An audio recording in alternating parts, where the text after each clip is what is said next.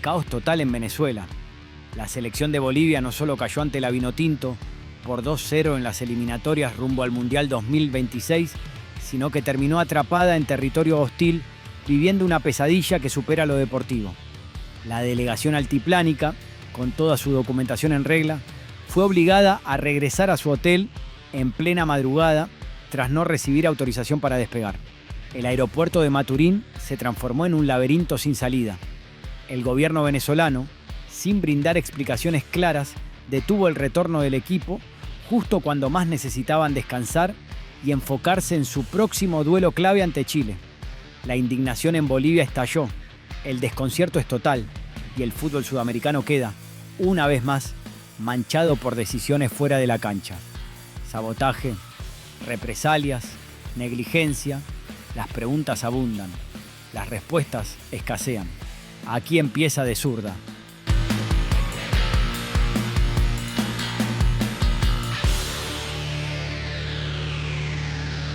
Lo de Bolivia en Venezuela fue más que una derrota en el marcador, fue una pesadilla fuera de la cancha.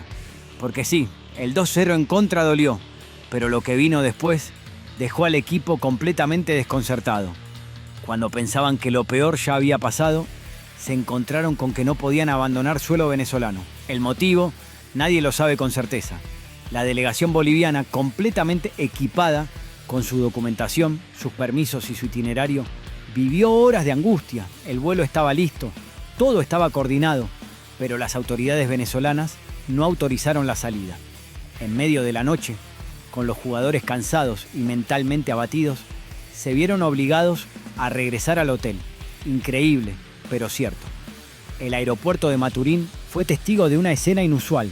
Los jugadores, el cuerpo técnico, los dirigentes, todos atrapados. La frustración se apoderó del ambiente. No era solo un tema logístico, era una cuestión emocional.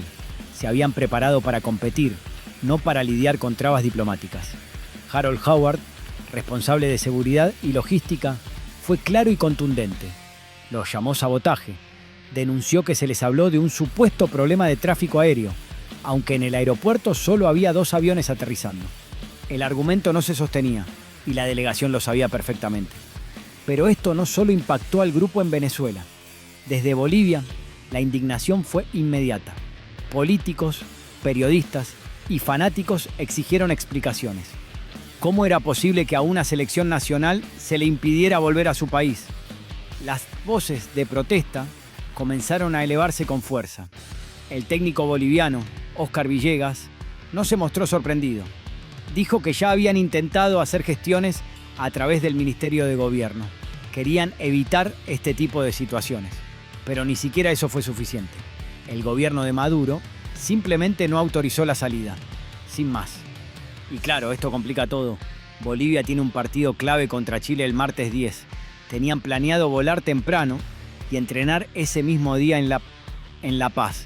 Pero ahora todo está patas arriba. Las horas de sueño perdidas, el estrés acumulado y la incertidumbre no son buena compañía. No estamos hablando solo de un retraso. Estamos hablando de una delegación entera retenida en otro país, sin una razón concreta. De futbolistas profesionales que en vez de estar descansando y recuperando fuerzas, tienen que lidiar con trámites migratorios. ¿Dónde queda el respeto al deporte? Varios medios bolivianos han sido durísimos con Venezuela. Y no solo con lo deportivo, sino también con el trato institucional.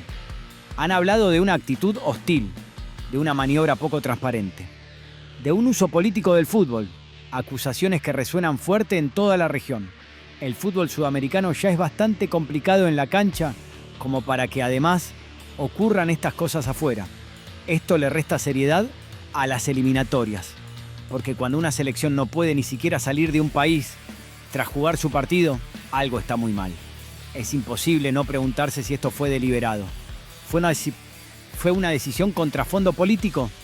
¿Una señal del gobierno venezolano? ¿O simplemente una cadena de errores burocráticos? El hecho es que no hay respuestas claras. Solo hay jugadores atrapados, preocupados y sin saber qué pasará. Y cuando se tiene un plantel joven, como el boliviano, esto pesa. Miguel Terceros, uno de los talentos más esperados, necesita foco, necesita descanso, necesita planificación. No esta montaña rusa emocional que lo expone al caos en lugar de al crecimiento futbolístico que se busca. La planificación de Bolivia para estas eliminatorias venía siendo discreta pero organizada. Sabían que el margen era corto, pero había ilusión. Apostaban por jugadores como Terceros, Villamil, Cuellar. Ahora ese plan parece resquebrajarse, no por lo deportivo, sino por lo externo. En medio de todo esto, hay una pregunta inevitable. ¿Quién responde?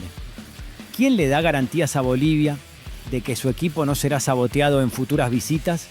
¿Qué puede hacer la Conmebol ante un hecho de esta magnitud? Porque esto no solo afecta a un país, afecta al torneo entero. Lo que ocurrió en Venezuela no tiene precedentes recientes en Sudamérica. No a este nivel.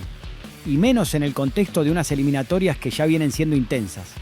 Esto eleva la tensión entre federaciones, crea desconfianza y le pone un manto de sospecha al entorno competitivo. Y mientras tanto, los jugadores esperan.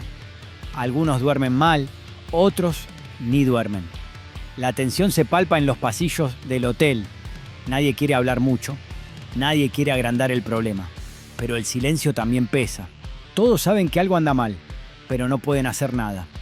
La selección boliviana, más allá de lo futbolístico, está viviendo un episodio que puede marcar su campaña. No por el 2-0 contra Venezuela, sino por las consecuencias de este bloqueo.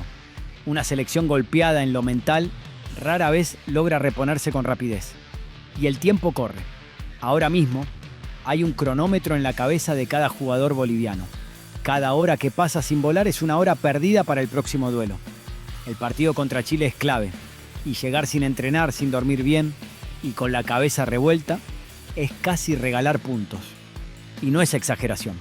Recordemos que Bolivia tiene aspiraciones mundialistas. No está eliminada.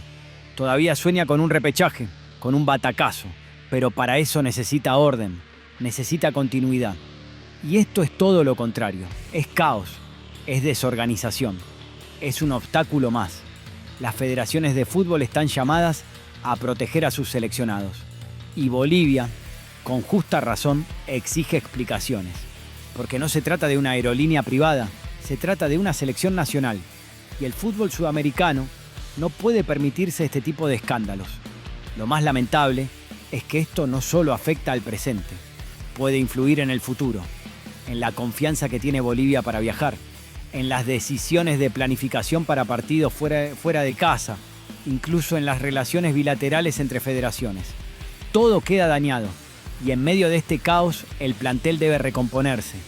Deben asumir el reto de enfrentar a Chile en menos de 72 horas. No hay margen para lamentos. Tienen que cambiar el chip rápido. Pero no es fácil cuando ven que lo que ocurre va más allá de lo futbolístico. A veces el fútbol te da golpes donde menos lo esperas. Y esta vez a Bolivia le llegó el golpe después del partido, cuando creía que ya estaba todo cerrado. Una historia digna de novela, pero que lamentablemente es real. Y ahora deben escribir ellos el próximo capítulo. Habrá que ver cómo responde el equipo en La Paz.